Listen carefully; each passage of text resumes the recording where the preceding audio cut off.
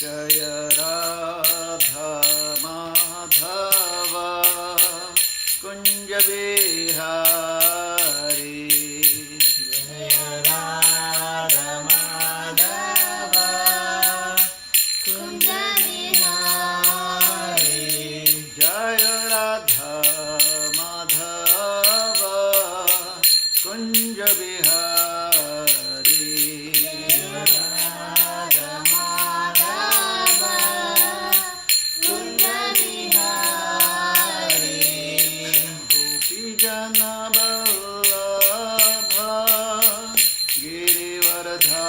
Girivardhari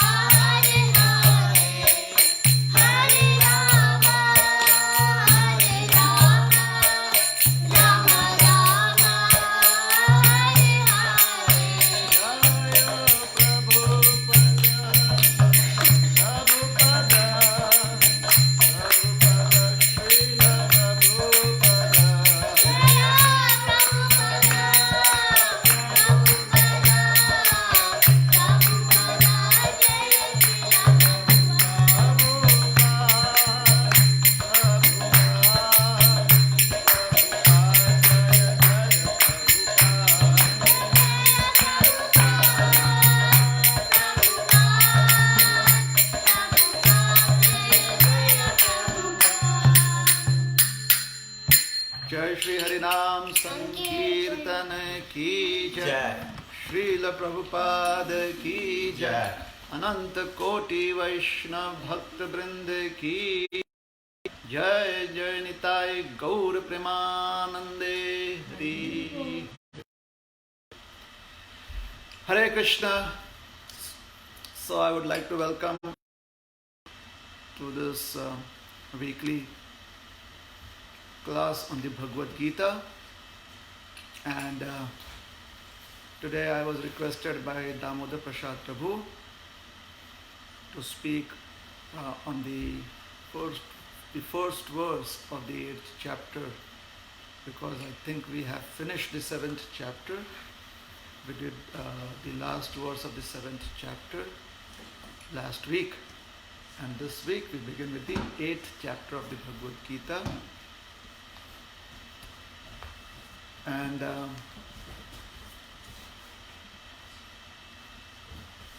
we will read the first verse now. So before we begin reading from the Bhagavad Gita, we would chant our prayers. Om Ajnanatimidandhasya Jnananjanashalakaya Chakshurunmilitam Yena Tasmai Shri Gurave Namaha. Shri Chaitanya Manobhishtam Sthapitam Yena Bhutale Swayam Rupa Kada Mahyam Dadati Swapadantikam. Namo Vishnu Padaya Krishna Presthaya Bhutale Srimate Bhakti Vedanta Swami Niti Namine. Namaste Saraswati Deve Gauravani Pracharine Nirvishesha Shunyavadi Paschatya Deshatarine. Vancha kalpatarubhyascha kripa sindhubhyaeva cha patitanam pavanebhyo vaishnavebhyo namo namaha. Jai Shri Krishna Chaitanya Prabhu Nityananda Shri Advaita Gadadhar Shrivashadi Gaura Bhakta Vrinda. Hare Krishna Krishna Krishna Hare Hare, Hare Rama Rama Rama Hare Hare.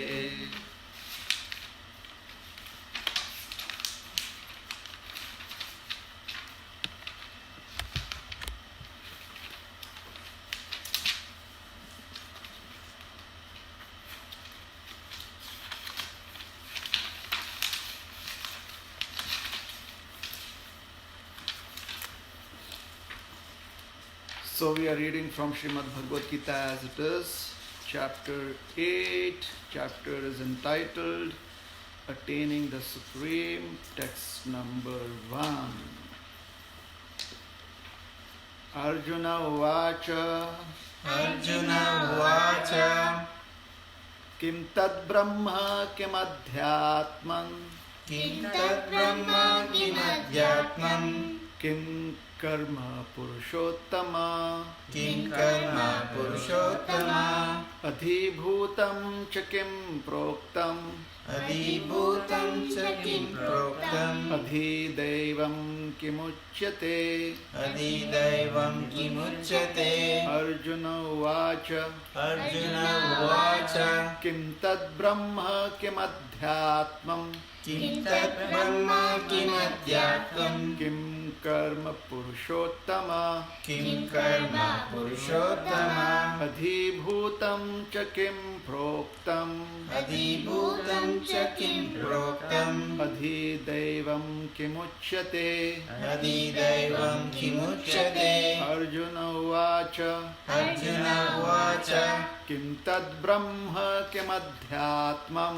Kim tad brahma kim adhyatmam. Kim karma Purushottama. Kim karma Purushottama. Adhibhutam cha kim proktam. Adhibhutam cha kim proktam. Adhidevam kimuchyate. Adhidevam kimuchyate. So, word for word meaning, the synonyms. Arjuna uvacha. Arjuna Uvacha. Arjuna said. Arjuna said. Kim. Kim. What? What? Tat. Tat. That. That. Brahma. Brahma. Brahman. Brahman. Kim. Kim. What? What? Adhyatmam. Adhyatmam. The self. The self. Kim. Kim. What? What? Karma. Karma. Fruitive activities. Fruitive activities. Purusha Uttama. Purusha Uttama. O Supreme Person. O Supreme Person. Adhibhutam. Adhibhutam. The material manifestation. The material manifestation. Cha. Cha. And. Kim. Kim. What? What? Prakritim. Prakrit- Proktam. Proktam. Is called. Is called. Adhidevam. Adhidevam. The demigods. The demigods. Kim. Kim. What? What? Uchyate. Uchyate. Is called. Is called. Translation. Arjuna inquired, O my Lord, O Supreme Person, what is Brahman? What is the Self? What are fruitive activities? What is this material manifestation? And what are the demigods? Please explain this to me. Purport by His Divine Grace, A.C. Bhaktivedanta Swami Maharaj, Srila Prabhupada. In this chapter, Lord Krishna answers different questions from Arjuna, beginning with what is Brahman.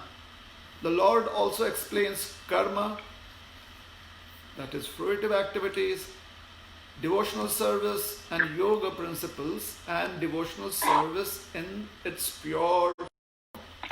The Srimad Bhagavatam explains that the supreme absolute truth is known as Brahman, Paramatma and Bhagavan. In addition, the living entity, the individual soul, is also called Brahman. Arjuna also inquires about Atma, which refers to body, soul and mind. According to the Vedic dictionary, Atma refers to the mind, soul, body and senses also. Arjuna has addressed the Supreme Lord as Purushottama, Supreme Person, which means that he was putting these questions not simply to a friend, but to the Supreme Person, knowing him to be the supreme authority, able to give definitive answers. So, the 8th chapter is beginning with Arjuna's inquiries. Arjuna Uvacha, and technically it would mean that Arjuna is speaking, and what is his intent of speaking? He is wanting to know certain answers. He has questions. So where did these questions come from? It came from Krishna previously speaking to him. All these questions that he is asking is related to Krishna informing him to know about this subject matters. And where did Krishna inform him about all these questions, about all the topics he is inquiring about? That we see in the 7th chapter. So if everyone can go to the 2 verses of the 7th chapter, verse 29 and verse 30, then you would see these topics being addressed by Krishna, not addressed exactly as in being described, but Krishna is asking Arjuna to involve himself with these subjects. So verse number 29, you can go to the second line. It says, Te Brahma Tadvidu Kritsnam Adhyatmam Karma Chakil. land. So Arjuna is being asked by Krishna, or he is being told by Krishna, that when an intelligent person endeavors for a life beyond death, endeavors for a life free from the cycle of birth and death, a life which is free from the bindings of old age, death. This is achieved by taking shelter of Krishna. So, Jara Marana Mokshaya Ma Ashritya Yatanti Ye. Those who are desirous of becoming free from the bondage of old age and death, they seek liberation from these bindings of me. Te Brahma Tat Viduh Kritsnam. Know that such persons are situated in Brahman. Know that such persons are non-different from the existence of Brahman. Te Brahma Tat Viduh. One must know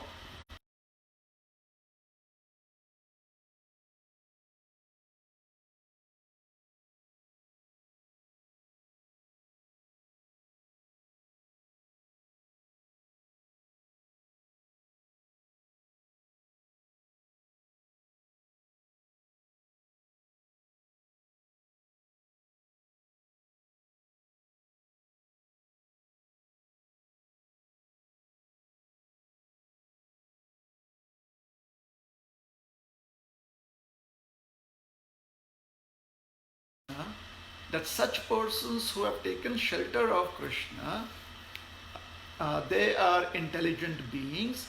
Krishna being the Supreme Lord, because they have taken shelter of the Lord, these people are intelligent beings. And real intelligence is when one tries by action, words and thoughts to become free from the cycle of birth. That is real intelligence. So because these persons are aspiring accordingly,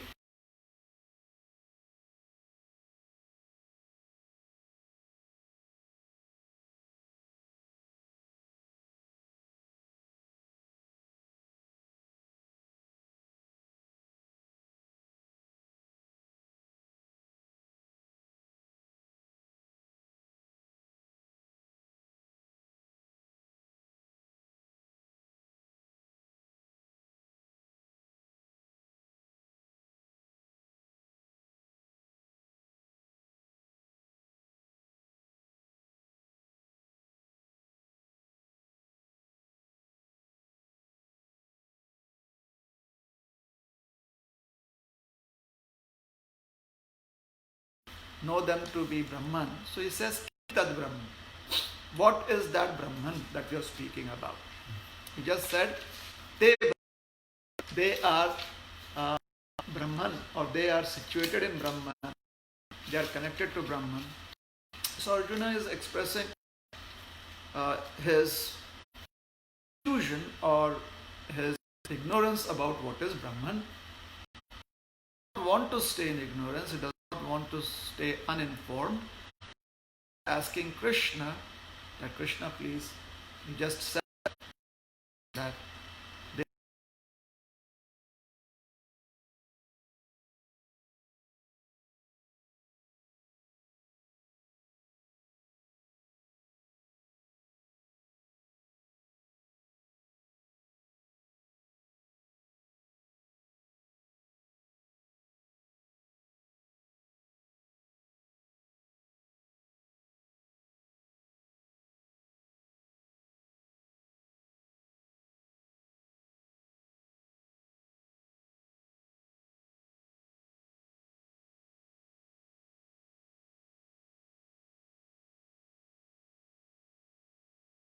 are Brahman. So what is Brahman, he wants to know? Kim Tad Brahma, Kim Adhyatma. So he says, what is that Adhyatma? speaking about. I said Adhyatma, Adhyatmam Karma Chakhilam. So he wants to know what is that? Adhyatma. Adhyatma refers to the soul. As Atma refers to the mind, soul or body. Adhyatma means that which is.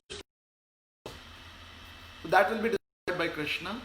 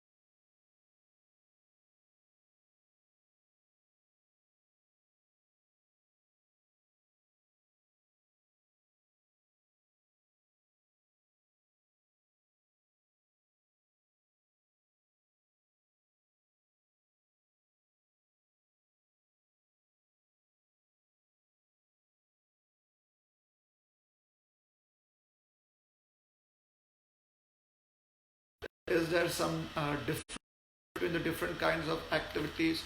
So he says, Kim Karma. Right.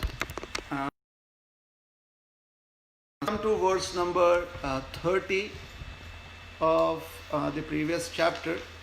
Verse number 30, chapter 7. Sadhi bhutadhi devam mam. So here we see this long word. Sadhi bhutadhi devam mam. So it is adhibhut adhidevam. So now let us see what Arjuna is asking. He's saying, adhibhutam cha kim. What is this adhibhutam that you spoke about? So adhibhutam, bhutam refers to the material elements. So Krishna is explaining about how the material manifestation has a connection to the Supreme Consciousness. That is verse 30. That those who are in full consciousness of Krishna, they know the Supreme Lord to be the governing principle of the material manifestation. So Arjuna is asking, what is this material manifestation? What is this adhibhuta? So adhibhutam cha kim. That is the reason for him to ask this question. What is this material manifestation? And if you read the translation of adhibhutam, that is what it states. What is this material manifestation? And then, because in verse 30 Krishna has said, Sadhi bhutam sa adhibhutam adhi devam mam. So mam means unto me, or from me, or I am. And then he says adhi yagyam cha ye viduh. So right now we are not going to focus on the second part, the second aspect of this verse, the second line or the second division of this verse or paragraph, as Vibha says. We are not going to refer to that. We'll just stick to Sadhi Bhutadi Devam Mam. So what is Adhidevam? Krishna, you spoke about how Adhidevam Mam. The Adhidevam is also connected to you. So Adhidevam Kim Uchyate. Uchyate means called. What is called as Adhideva? So Arjuna is asking, Kim tad Brahmam Uchyate, Kim Adhyatmam Uchyate, Kim Karma Uchyate, Kim Adhibhutam Uchyate, or Kim Proktam and Adhidevam Uchyate. So, Kim Proktam, what is called as adhibhutam, and kim uchyate, what is called as adhidaivam. So bhutam is about, it means material elements. So adhibhutam is about what are these material elements, or the entire composition of these material elements, the totality of the material elements. So Arjuna wants to know what is this material manifestation. And then adhidaivam, daiva refers to a principle that is higher than the realm in which humans live. So humans live on this earthly platform, and the higher platform to where the humans live is understood to be the existence of the demigods. So he wants to know about the demigods, and there is reason why he wants to know it, because Krishna says all of this is governed by me. Sa adhibhutam adhidevam mam. So all of this is governed by me, Krishna says. I am the governing principle in the material manifestation, and I am also the governing principle, or I am also the controller of the demigods. So Krishna is being asked by Arjuna, what are the demigods? If you say that you govern them, if you say that they work under your direction, just as the material elements work under your direction, I would want to know who are these people that work under you? What is their status? What is their position? What is their nature?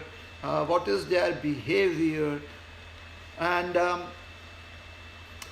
since you are the person who has addressed all these topics unto me, obviously you must be capable of giving me the answer. At the same time, I have also spent my entire life doing a lot of scriptural studies. Arjuna is saying that I am not an ignorant person. I also know few things. But to me, these words seem to be very profound. Hence, only a person who has this deep, profound knowledge would be able to give answers to these questions. Hence, Krishna, you are not just another person who knows answers to specific inquiries, or who has answers to specific inquiries, or who can answer some questions. You are not just any other person. You are a person that has this deep, profound knowledge and understanding of these topics. Why do I say that you are a very profound or you have profound knowledge? Why do I say that you have immense knowledge? Because to me, as Arjuna, who has so much knowledge of all kinds of usage of material weapons, I know how the weapons of the demigods work. I have knowledge of how diplomacy works. I have knowledge of, I know how to strategize in any situation. I'm a prince. I'm a prince of the Kuru dynasty, and I have been trained by great personalities. So, if I am not aware of certain principles, these principles must be very unique. For my teachers, they have also taught me a lot of profound things. Hence, I can see that if you have the answers to these questions, then you must be the teacher of all teachers. Therefore, Krishna, I am not going to call you an ordinary teacher. I am going to address you as the supreme person, Purushottama. Hence, Krishna is addressed as Purushottama here. Purushottama means the greatest person, the king of all the great persons, the best amongst the best. Uttama means the best, and Purusha means intelligent people. So Purusha Uttama means the best amongst the most intelligent beings. So Arjuna is convinced that Krishna has these very deep answers to these very intricate topics, very, very interesting topics, very profound topics, and he's all interested, he's like really wanting to know the answers to these questions. How do the answers to these questions help Arjuna? So if we just take verse number 1 and take it out of context, we will not be able to understand how these 4 questions, what is Brahman, what is Adhyatman, what is Adhibhutam, and what is Adhidevam, we will not be able to understand how these 4 inquiries serve any purpose. We need to see this verse number 1, in conjunction with verse number 2. And when you see this verse in conjunction with verse number 2, you actually understand that Arjuna's inquiry is not ended. We are halfway through Arjuna's inquiry. Poor Arjuna did not know that we were going to break his inquiry into 2 verses.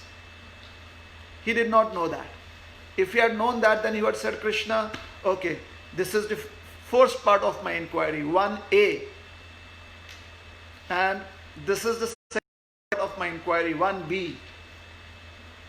And Krishna would have sent a message to us, hey, when you number these verses, you should say 81A and 81B. Arjuna did not know that. That is how we are going to set it down. He did not know that these verses would be written down in a certain format within the Mahabharata. He did not know that. The Mahabharata also does not say that this is verse number 1, verse number 2, verse number 3. It just gives a series of verses. And then these verses have been given some numbers because each verse is of 4 lines. So it's a quartet in that sense. So that is how it has been arranged. So basically, verse number 1 and verse number 2 are it is one whole inquiry put by Arjuna to Krishna. And therefore, verse number 2, Arjuna is further asking about a few things that Krishna had mentioned in verse 30 of chapter 7. So chapter 7, verse 30, we just read the first line. We just read 1/4 of the verse. Yes, if we divide the verse into 4 parts, then we read just one part. Sadhi bhutam adhidevam mam. Now we are going to read the remaining 3 parts. Adhyatmam cha ye viduhu. So adhyatmam cha ye viduhu.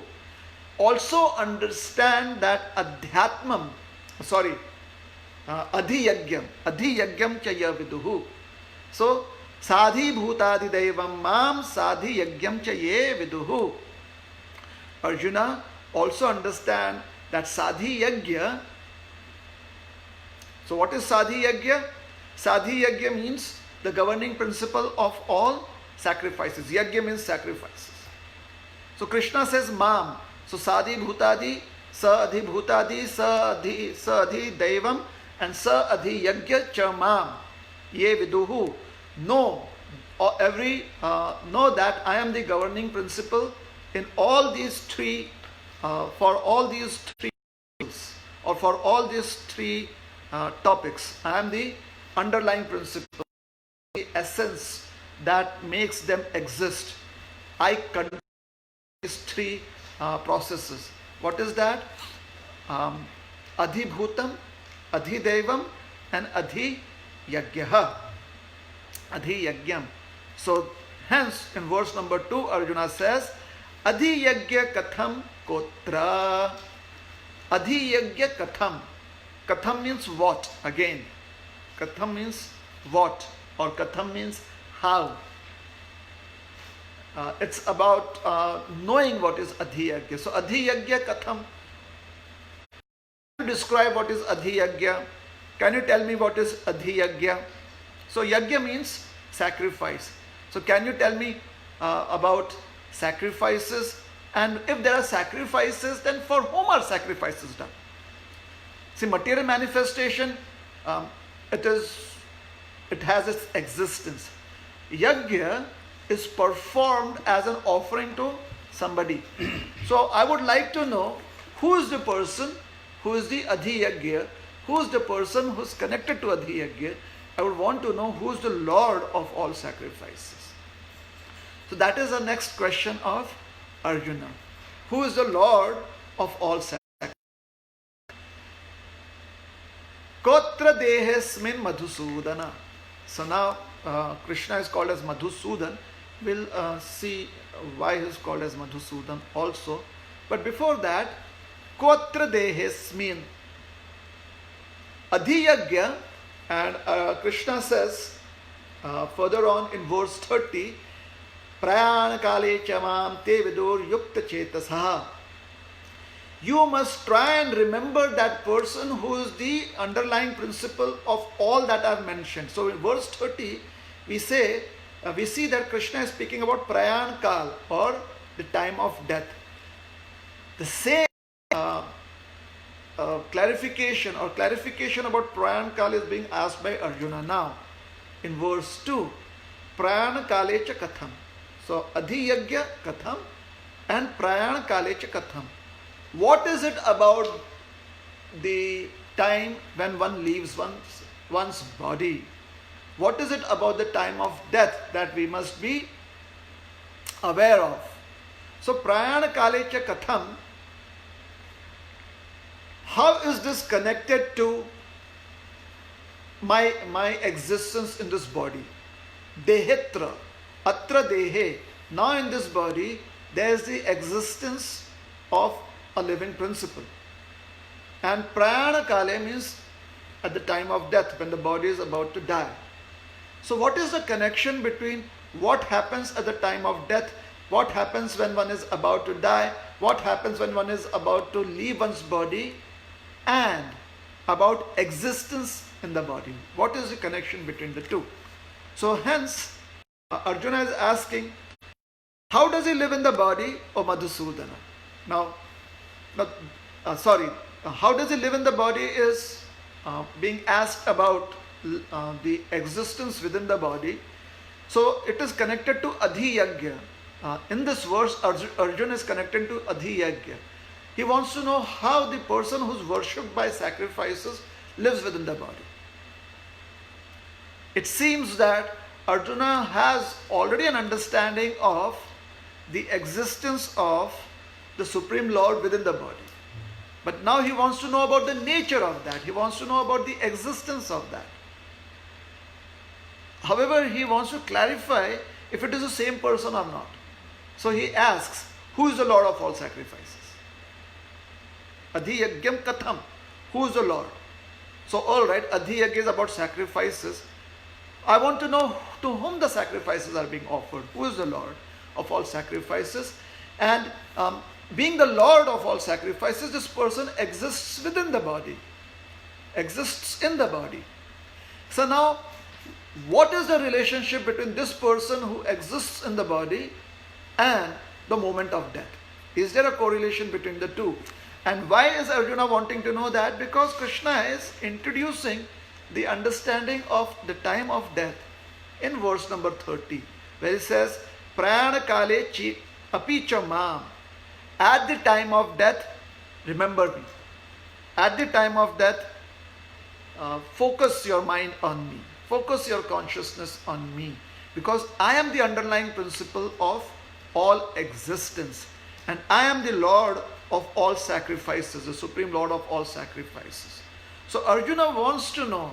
Krishna says, Mam, that means surrender unto me. And he says, I am the underlying principle.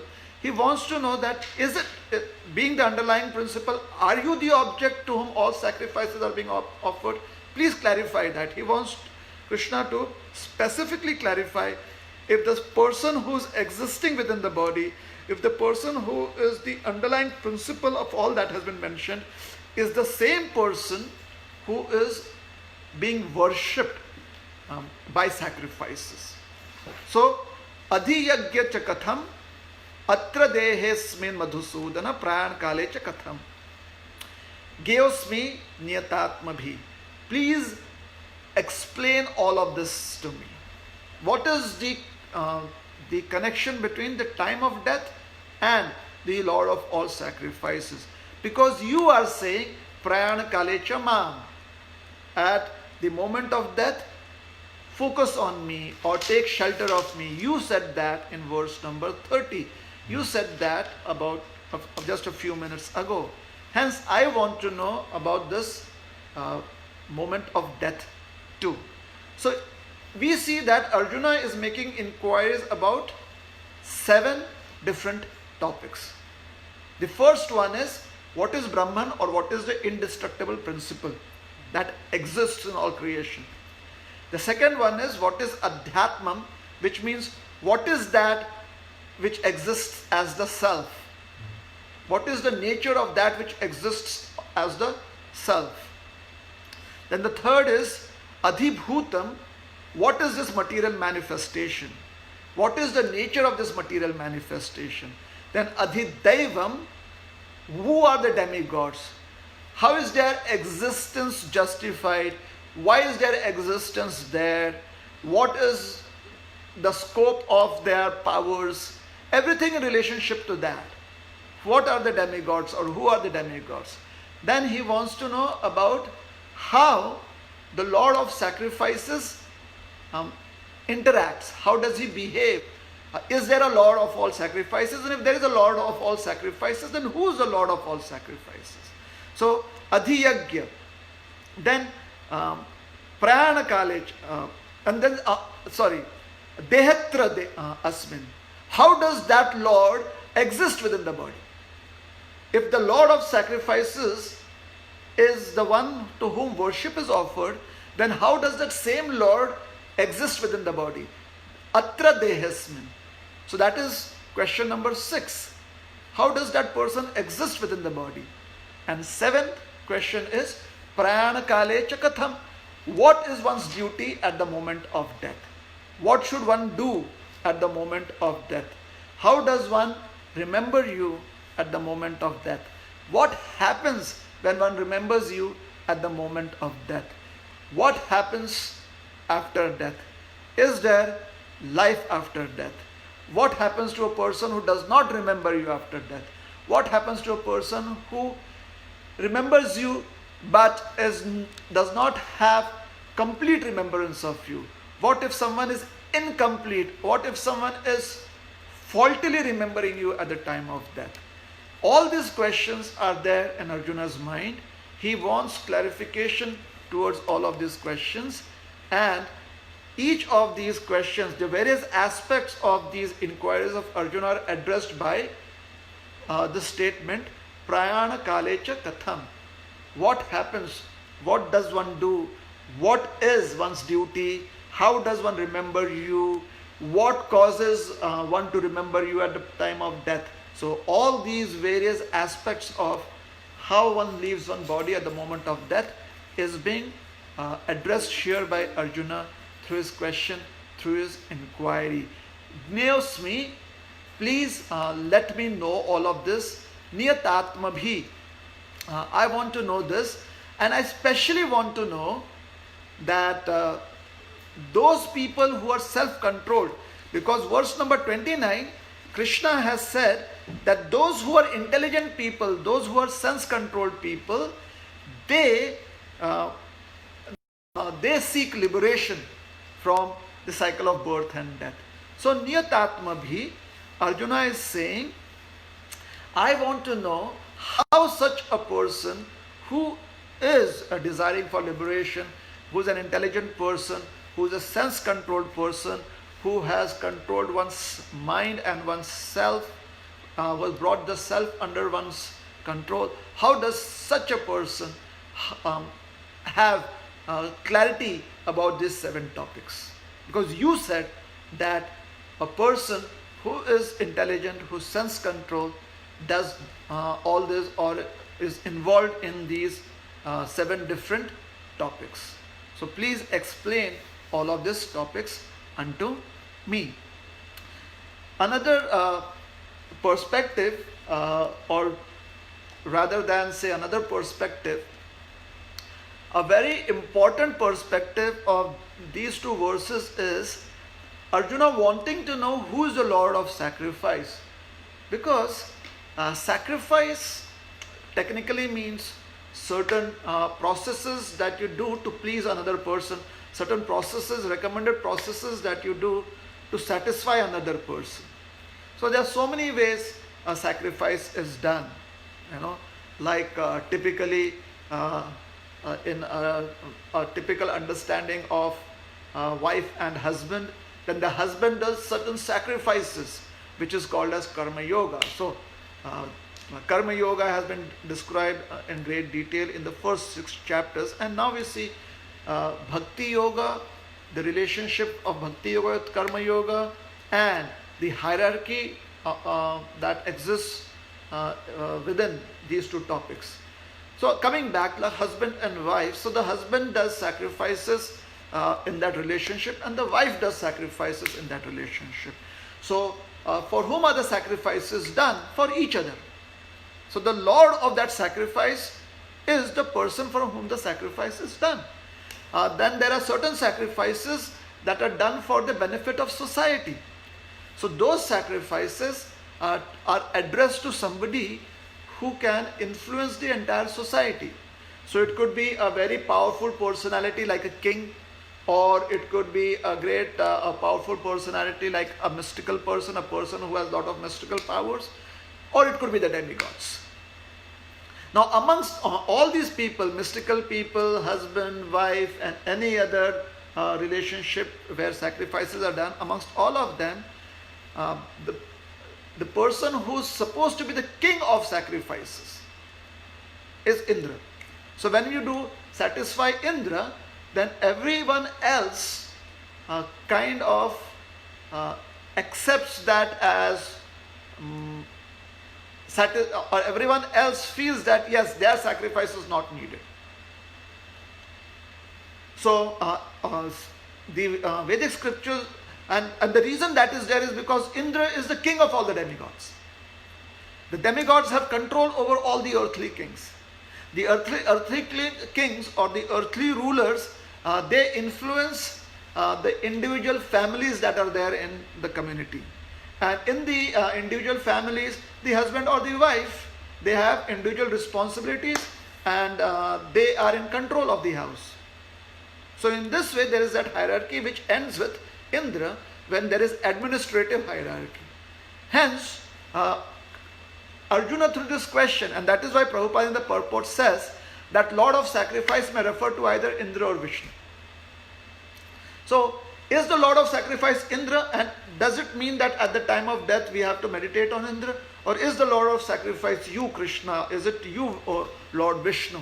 And does it mean that we have to meditate on you? So, Lord Vishnu is the primal Lord of all lords. He is the primal Lord, which means that amongst anyone who has lordship, amongst anyone who has some kind of control, Lord Vishnu is controlling all other controllers, which means that even Indra is under the control of Lord Vishnu. So Lord Vishnu may directly not have he may directly not be involved with administrative duties. He may not directly influence administrative functioning. Nonetheless, he is in control of all the functioning, including administrative functioning. So Indra is also under the control of Lord Vishnu. Alright. So if Lord Vishnu is the object of sacrifices, if Lord Vishnu is the person to be worshipped by sacrifices, isn't worship about someone other than yourself? Worship is about offering your respect or trying to please another entity. It cannot be me. Then it is not called as worship. I cannot. Ideally, I should not be the person that is being worshipped by me. Self-worship is not really an ideal situation. An ideal situation which can be called worship is that I worship another person. I offer my respects to another person. So if Lord Vishnu is the Lord of sacrifices, that means I worship Lord Vishnu. So if I worship Lord Vishnu, isn't Lord Vishnu outside of me? So if Lord Vishnu is outside of me, how does he exist within me?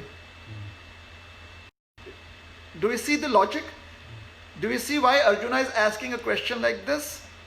Dehatrasmin. You just said that the underlying principle at the time of death, you should remember that underlying principle at the time of death. That principle is within the body.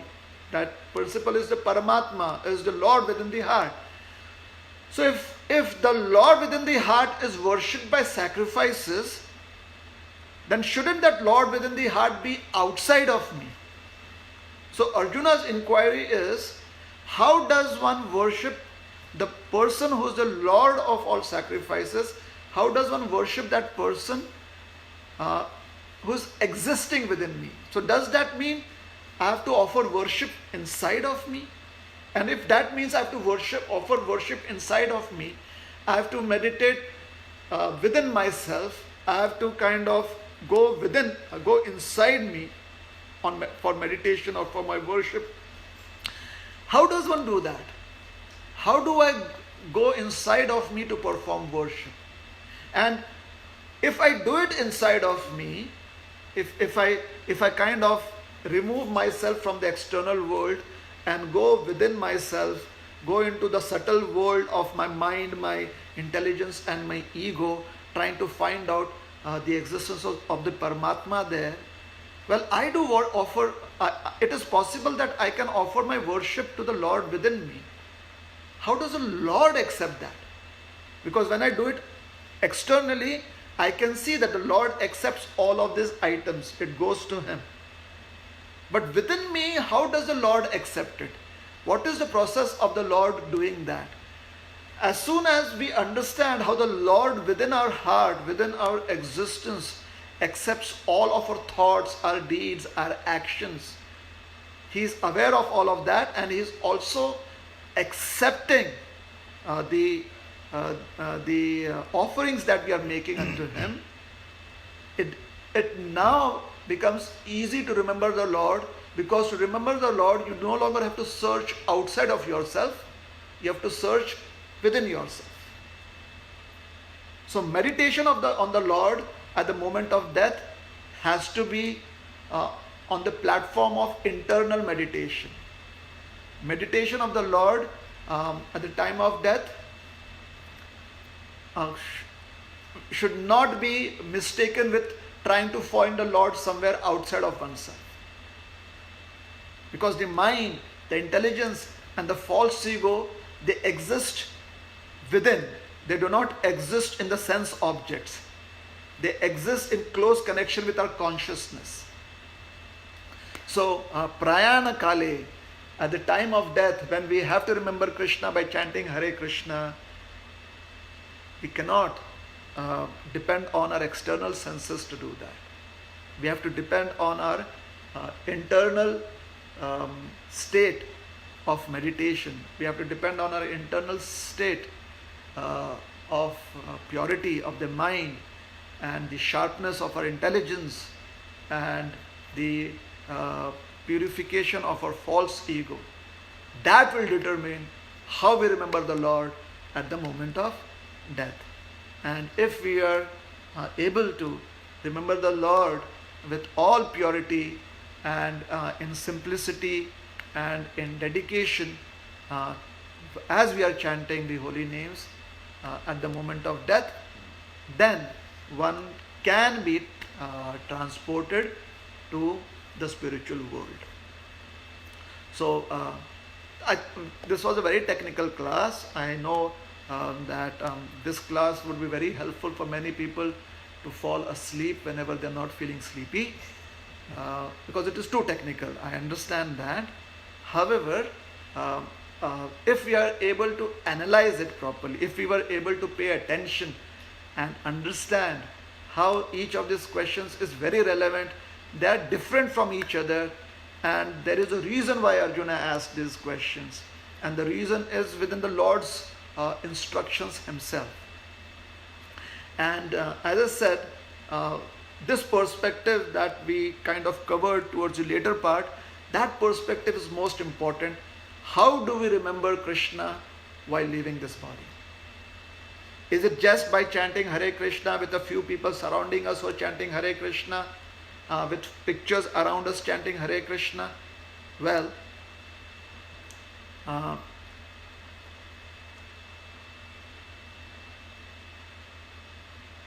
a similar situation can be arranged having any other species of life. Let's say a goat is dying. The goat may not be able to chant Hare Krishna, but we can have devotees chanting Hare Krishna, we can have pictures of, but if the goat is not able to connect with all of that, the goat receives some auspicious credits for a future life, but the possibility that the soul in the goat's body can transport itself to the spiritual world is very, very, very minimum. And why is that? Because the goat's consciousness internally is not able to connect with Krishna as the Lord of all sacrifices and who exists within one,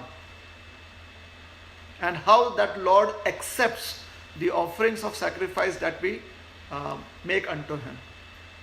So we are not goats, we are not subhuman beings. We are humans. So we have the capacity to be meditative. And the more we engage our consciousness or our intelligence in realizing how deeply one has to be meditative in remembering Krishna, the easier it becomes to practice Krishna consciousness. The easier it becomes to understand how Krishna consciousness is dynamic and it is not ritualistic. It is not about simply doing so many X number of rounds. Krishna consciousness is not about simply following the instructions of such a great personality. It is about offering our consciousness. It is about making offerings while doing all of these activities. It is about offering oneself to the Lord of all sacrifices. So if one does not willingly make an offering, then everything else is mechanical.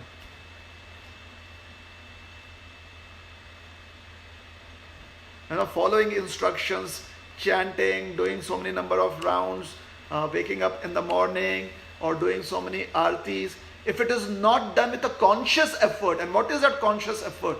Realizing that the Lord is within, not just outside, not trying to find the Lord in the sense objects, but also and very importantly, seeing the Lord existing within us.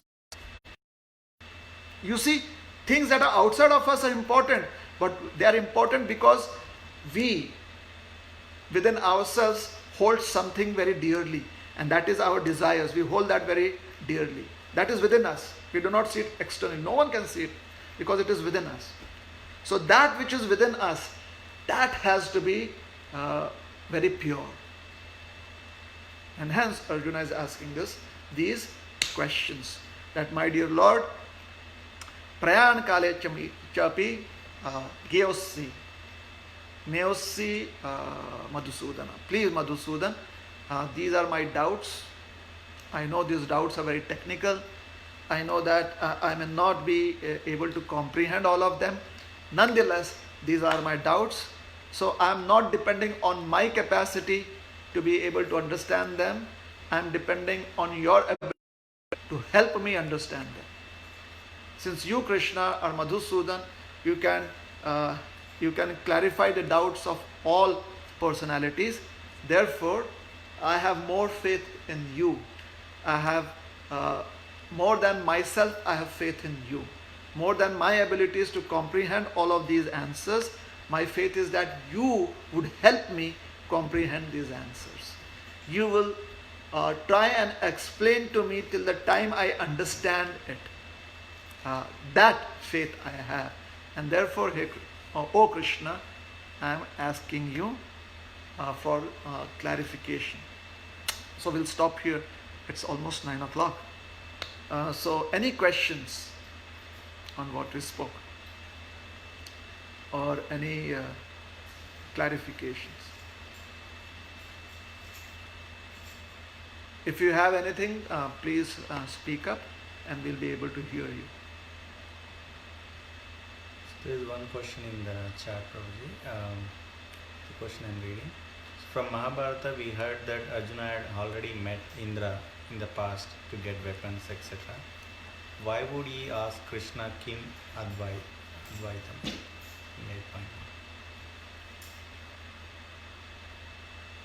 8.1. Why would he ask Krishna? What? Kim Advaitam. Who is demigods? Oh, Adhidaivam Chakim. Adhidaivam. Adhidaivam Chakim. So the question is, Arjuna had gone to the heavenly planets because he had to go there and receive as many divine weapons that could be given to him. So he had gone to the heavenly planets, and there he had also met Indradev, and Indradev had blessed him and also given him celestial weapons too. So why is he still asking Adhidaivam? When we just read the English translation, so this is my answer. When we just read the English translation, that translation really does not do justice to what is being asked by Arjun. When we read the English translation, it says, what are the demigods, or who are the demigods? That is how it is. Let me see. 8.1. Sorry, I just closed the book.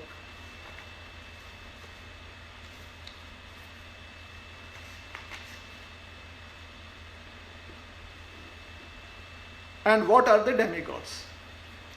So it seems that this question kind of expresses the ignorance of Arjuna, that he does not know who the demigods are. But no, that is not how it is. Even in the English translation, it is what are the demigods. Rather than who are the demigods, it is what are the demigods. So when Arjuna went to the to the heavenly planets, and he got some divine weapons, he had gone there with a purpose. His purpose was to get those weapons from the demigods. He had, during his school days, or when he was at school, he had learned about how the demigods, especially Lord Indra, can be satisfied through certain sacrifices. Those lessons were taught unto him. So he had certain teachings from school, and he had also been to the heavenly planets, and he had gotten weapons from there. However, he hadn't understood clearly, or it seems that he still felt the need for more clarification as to how is it that the demigods are related to the self and they are related to the material manifestation. What is the association of the demigods in terms of the material manifestation? And the reason why Arjuna is seeking clarification is because Krishna brought forward this point in verse number 30. He says, Sadhi Bhutadi Daivam Ma. And if we go to the synonyms section, so there Adhi Daivam is addressed by governing all the demigods.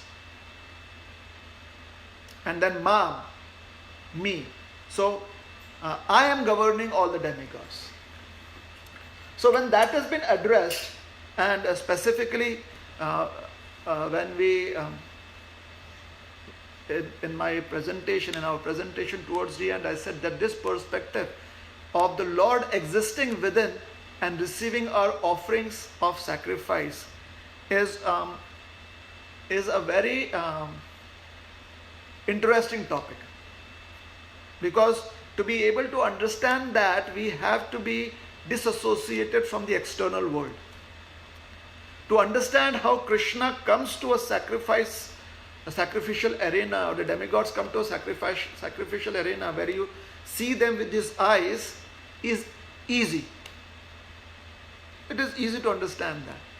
But how does the Lord sitting within accept our offerings that we offer within? Like, how does the Lord accept our offerings of chanting of the holy names that is done in the mind? Now that is very difficult to understand. It is something that many of us always miss out on. How does the Lord sitting within accept our offerings of the promises that we make, and many a times we break those promises too. So how does the Lord sitting within accept that? Most of us just overlook the aspect of the Lord within sitting. We are like, yeah, we broke our promises, but Krishna is merciful. That is how we kind of just accept it. Now let's suppose externally we see the Lord come and the Lord says that you broke your promise, so I am leaving. And that hurts us. That impacts us. It's very impactful because we see something happening and we understand it. This is the world. This understanding is based on the interaction between the senses and sense objects. And as long as we live in the world of senses and sense objects, where I said, when I said that going for the morning or waking up early in the morning and being present for some morning rituals or doing certain number of rounds, all this makes all this is understandable to me and you. Why? Because we see things happening. We see the beads going down one by one. We see the lamp being offered. We see there is a beginning and end to the arati. We see that there is a beginning and end to the bhajans. We see that there is a beginning and end to the kirtan. So this is the world of the sense and sense objects. And it's easy to relate to that. However, just doing that is not enough. What is to be done? There's something known as smaranam or meditation. And none of us has even begun to address it. None of us has done that. So, when Krishna says, Adhidevam Mam, I am the governing principle of the demigods, Arjuna wants to know that I had an understanding of who the demigods are, but right now you are saying you are the governing principle of the demigods. I never saw you there. So does that mean that you exist within the demigods also? Does that mean that the demigods exist within me also? What does it mean? What are the demigods? So Arjuna realized, since this question is being asked, so in relationship to this question, Arjuna maybe realized, or maybe we realized that Arjuna, although he had gone to the heavenly planets and had met Lord Indra there, right now he realizes that the Lord as a governing principle is not just a lesson in the textbooks. Arjuna was not reading the Bhagavad Gita and trying to understand how things work.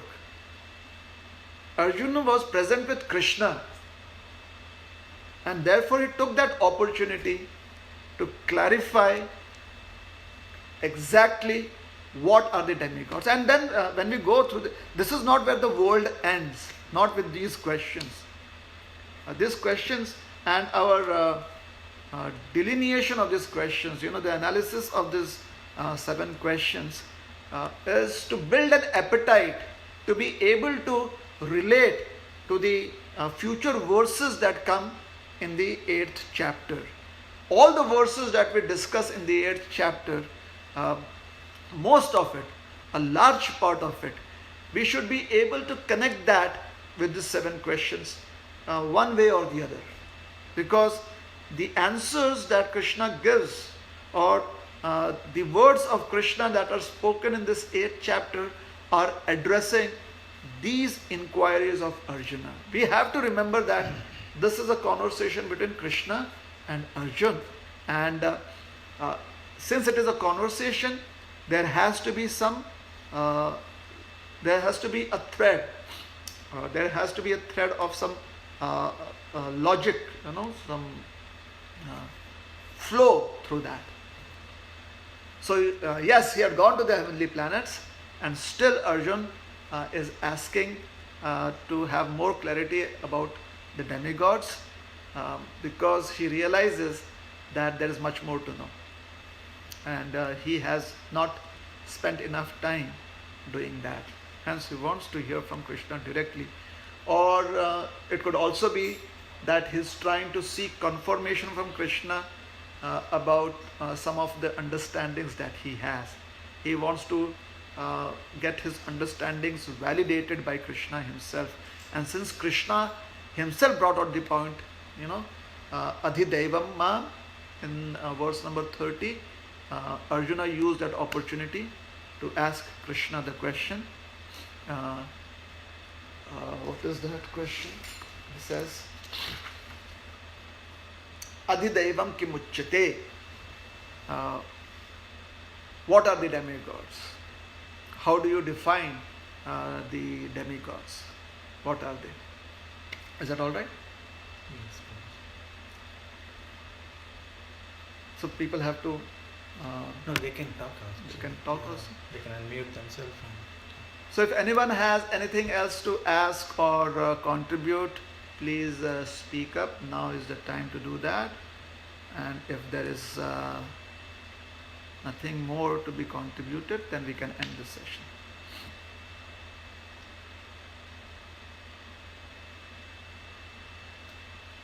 All right. So we will end this session for today. Thank you very much. Hare Krishna.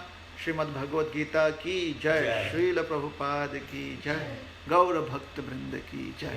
Hare Krishna. Hare Krishna.